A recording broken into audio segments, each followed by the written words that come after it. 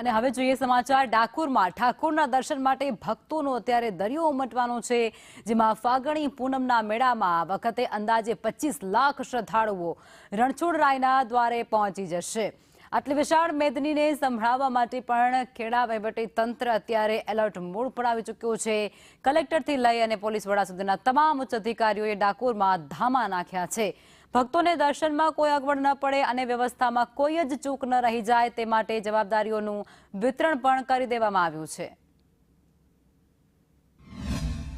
આજે જિલ્લા વહીવટી તંત્ર અને જિલ્લા પોલીસ તંત્ર તરફથી નગરપાલિકા અને બીજા બધા અધિકારીઓના સાથે અમે જિલ્લામાં શું આયોજન થવાનું છે ડાકોરમાં એની સમીક્ષા કરી।